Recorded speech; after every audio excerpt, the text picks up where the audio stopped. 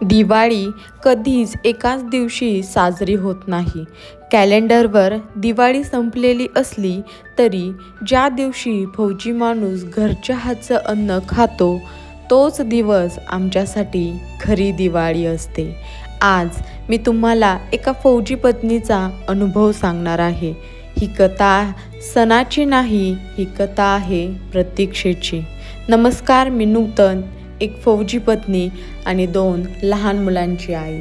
दिवाळी कॅलेंडरवर संपलेली होती तरी आज आमची दिवाळी होती. हा व्हिडिओ स्वयंपाक दाखवण्यासाठी नाही तर फौजी कुटुंबाचं आयुष्य थोडंसं समजून घेण्यासाठी आहे. आमचे फौजी टीडीवर गेले होते. टीडी म्हणजे टेम्पररी ड्युटी आणि यावर मी एक व्लॉग नक्की करेन. टीडी म्हणजे नेमकं काय असतं. 1 महिना झाला तरीही ते क्वार्टरवर आले नव्हते. एक फौजी भाऊ क्वार्टरवर आपत्कालीन रजेसाठी येणार होते.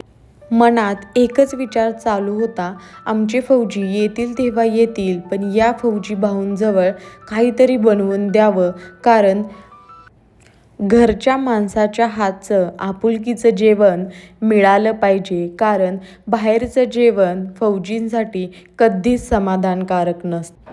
लोक म्हणतात दिवाळी तर झाली.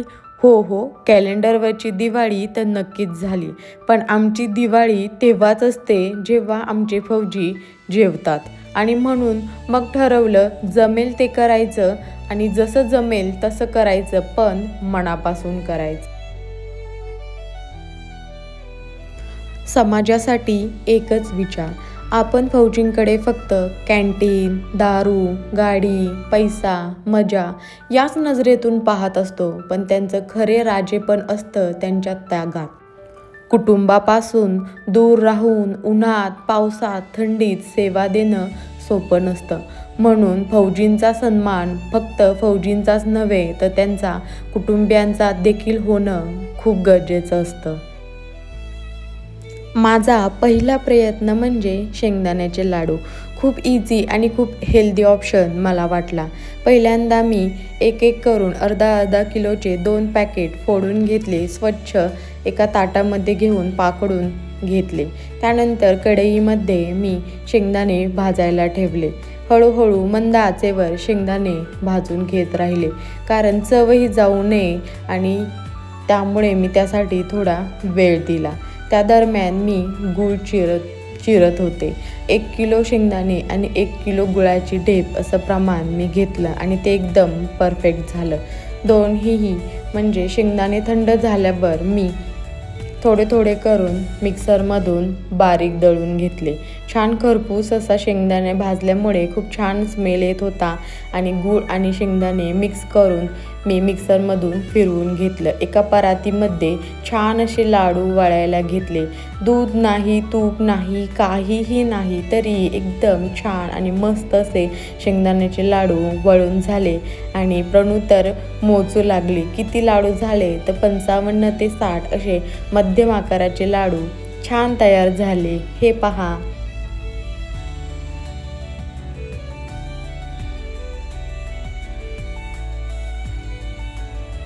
यानंतर मी शंकरपाळी करायचं ठरवलं, पण मला काही ते जमलंच नाही आणि ते पीठ खूप वाया गेलं. दुसऱ्या दिवशी मी गाईला खायला दिलं.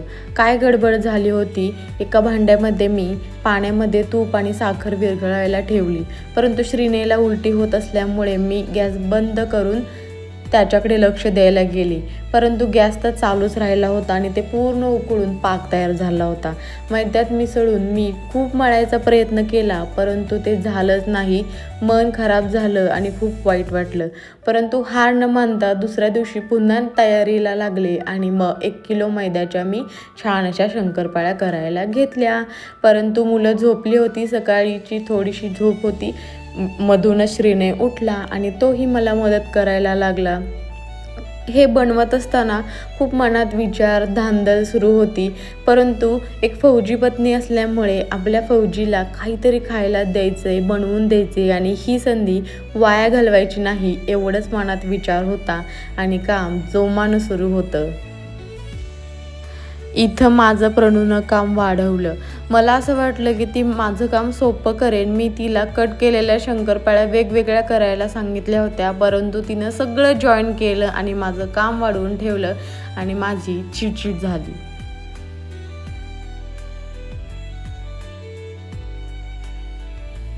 नंतर सुरू झाली तयारी चिवडा बनवायची.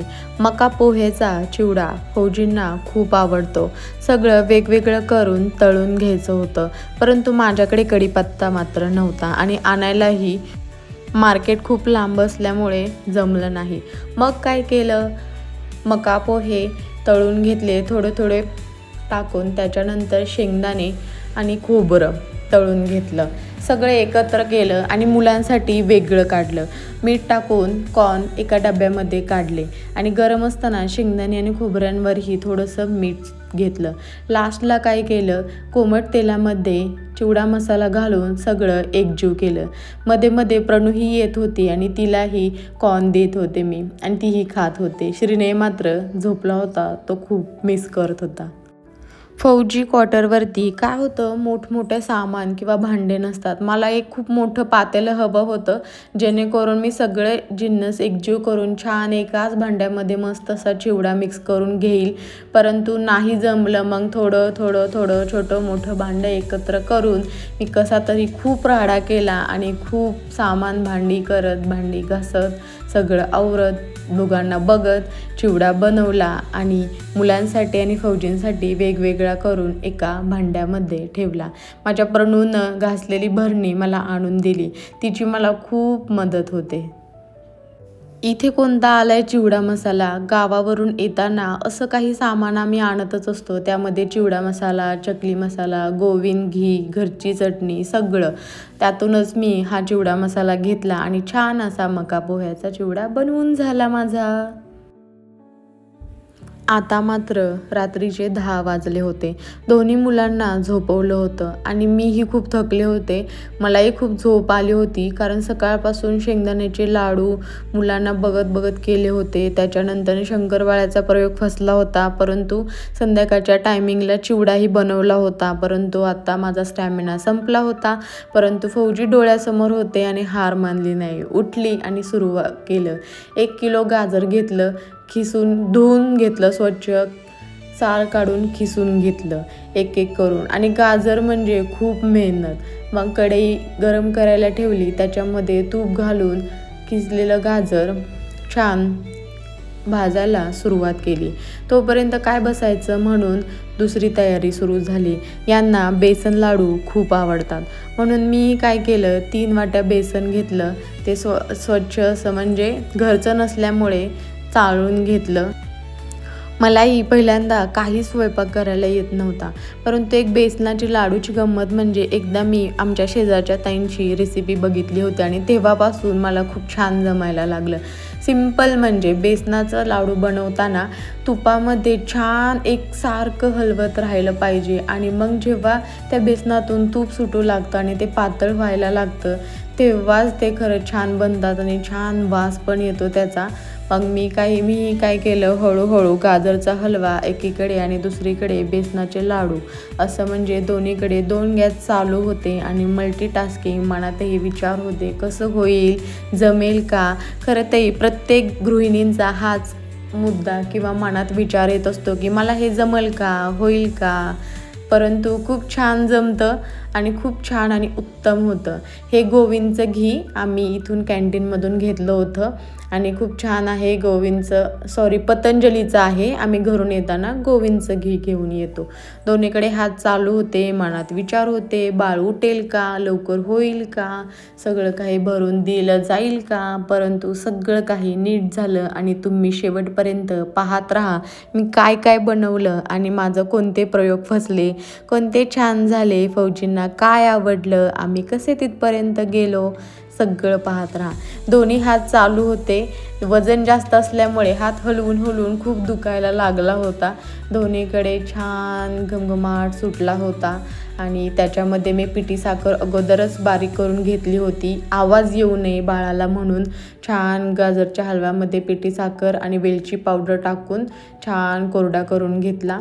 त्याच्यामध्ये दूध टाकलं नाही, कारण आपण फक्त फौजींनाच पाठवत असलो तरी फौजी काही एकटे खात नसतात, सभोवताली असतात मित्रपरिवार, त्यांनाही दिलेलं असतं. त्यामुळं इतकंसं न देता खूप सारं बनवलेलं होतं आणि म्हणून मी तो ड्राय बनवला होता, त्यात दूध टाकलेलं नव्हतं.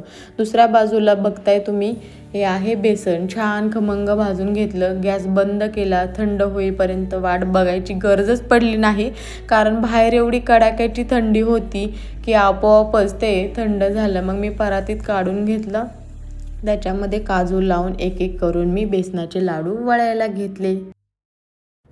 खूप टाईम झालेला होता, पण लाडू व्यवस्थित वळले गेले, त्यामुळे माझं लवकर झालं.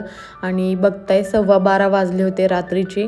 मुलांकडे बघितलं तर हीटर लावलेला होता, खूप थंडी होती, दोघेही छान झोपले गेले होते. दुसऱ्या दिवशी सकाळ झाली, अजूनही दोघेही छान झोपलेले होते. सकाळी उठल्यानंतर ना आम्हाला कळालं की थंडीमुळे ट्रेन खूप लेट चाललेली आहे, 6 तास लेट. मग काय अजून ठरवलं काहीतरी साधी शेव बनवावी, म्हणून बेसन पीठ घेतलं, एकदम साधी, त्याच्यामध्ये हळद, मीठ आणि तिखट टाकून कडकडीत तेलाचं मोहन गरम केलं आणि मिक्स केलं. पण सकाळ सकाळी मुलांची एनर्जी फुल ॲक्टिव्ह असते, दोघेही खूप ॲक्टिव्ह होते, ते कसंच राहत नव्हते. मग किचनमध्ये आले, कुठं टमाटर दे, कुठं काय दे, असं करत करत दोघांना बघत बघत पीठ छान भिजून दिलं आणि शेव पाडायला सुरुवात केली.